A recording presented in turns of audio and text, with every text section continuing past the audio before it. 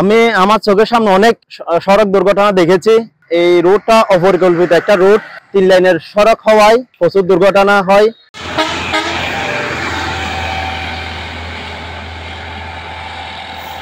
এই রোডটা যদি 4 লাইনে হতো, মাঝখানে একটা ডিভাইডার হতো, তাহলে প্রচুর পরিমাণ দুর্ঘটনা কমতো। আর বেপরোয়া গতি, এই রোডটা নতুন হওয়াতে কোনো ভাঙা নাই, সুন্দর একটা সড়ক হয়েছে। এই সড়কের কারণে প্রচুর পরিমাণ দুর্ঘটনা হয়। এই গত 1 মাস ধরে প্রায় 7-8 জন মানুষ মারা গেছে এই দুর্ঘটনায়।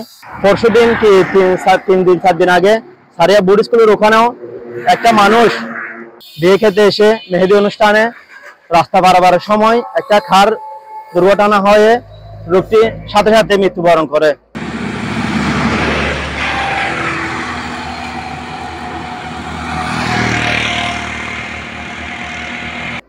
তো আমি প্রশাসনের কাছে একটা আমার অনুরোধ, এই রোডটা যাতে একটা মাঝখানে ডিভাইডারের ব্যবস্থা করা হয়। রোডটি সামান্য প্রশস্ত একটু বড় করে সামান্য মাঝখানে ডিভাইডার ব্যবস্থা করলে আমার মনে হয় দুর্ঘটনা অনেক কমবে।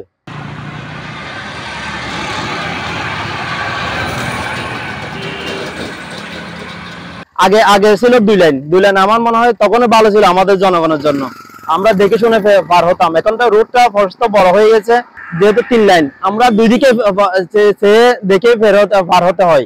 জনগণের কিছু আছে, আর ড্রাইভার নিতে হবে, ওরা দেখে শুনে বাজারে গাড়ি চালায় না।